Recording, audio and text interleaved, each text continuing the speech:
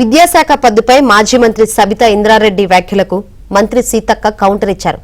కేవలం ఎన్నికల కోసమే అల్పాహార స్కీమ్ ప్రారంభించారన్నారు. 3.5 కోట్ల పెండింగ్ బిల్లులను కాంగ్రెస్ ప్రభుత్వం చెల్లించిందన్నారు సీతక్క. మరి ప్రభుత్వం వచ్చినాక గురుకులాలు ఎందుకు మస్కబారుతున్నాయి అధ్యక్ష? దాదాపుగా 60 పైగా ఫుడ్ పాయిజన్ సంఘటనలు జరిగాయి అధ్యక్ష. ఆత్మహత్యలు, ఆ విషాహారంలో తిని 83 మంది పిల్లలు చనిపోయారు అధ్యక్ష. 1500 మంది పిల్లలు అస్వస్థకు గురయ్యారు అధ్యక్ష. మరి నిన్న మొన్నటి వరకు గురుకులాల గురించి గొప్పగా చెప్పుకున్నాం. గురుకులాల గురించి మన మీద ఒత్తిడి వచ్చింది, లెటర్లు కావాలన్నారు, అంత పోటీ ఉండే. మరి ఎందుకు ఈ విధంగా జరుగుతుంది అనేది ఇప్పుడు గురుకులాల సైడ్ చూడాలంటే వణికిపోతున్నారు అధ్యక్ష.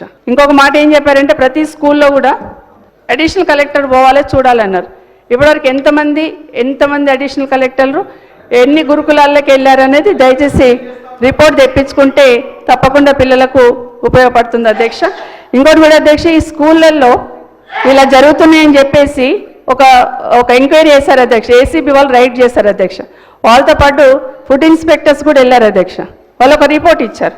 కనీసం ఆ రిపోర్ట్ ఏమి ఇచ్చారు, కనీసం మీరు చూసారా, చూస్తే ఏం చర్యలు తీసుకున్నారు అనేది ఖచ్చితంగా ఈ ప్రభుత్వం, ఎందుకంటే మీరు వేసిన కమిటీలే మీరు వేసిందే కాబట్టి ఏం రిపోర్ట్ వచ్చిందనేది తప్పకుండా చెప్పాలి అధ్యక్ష. ఎంతసేపు టీఆర్ఎస్ వాళ్ళకు బాగా అలవాటు ఆత్మస్థుతి పరనింద. మేము చాలా గొప్పగా చేసినాం, చాలా గొప్పగా చేసినాం. 10 ఏళ్ళు మీరు ఏం చేసిరో విద్యార్థులకు తెలుసు, టీచర్స్కి తెలుసు, పిల్లలకు తెలుసు, తల్లిదండ్రులకు తెలుసు. ఇవాళ ఎక్కడికో ఎందుకు మీరు విద్యాశాఖ మంత్రిగా ఉండి షేర్లింగంపల్లి గౌల్దొడ్డి అనుకుంటా స్కూల్కు సాక్షాత్తు కేసీఆర్ గారి మనవడు హిమాన్స్ను మీరు తోలుకొని పోతే ఆయన ముక్కు మూసుకొని ఏమన్నాడో మీరు అది గుర్తుపెట్టుకోండి. అది సరిపోతుంది. ఈరోజు గురుకులాలను గ్లోరిఫై చేసి చెప్తున్నారు. దానికి పునాది వేసింది కాంగ్రెస్ ప్రభుత్వం ఆనాడు. ఇవాళ మీరు విద్యార్థుల సంఖ్యకు అనుగుణంగా స్కూళ్ళని పెంచారు తప్ప ఇన్ఫ్రాస్ట్రక్చర్ ఇవ్వలేదు, అకామిడేషన్ ఇవ్వలేదు. అద్దె భవనాలలో ప్రతి నెల 3 లక్షలు ఇప్పటికి కూడా కట్టుకోవాల్సినటువంటి పరిస్థితి.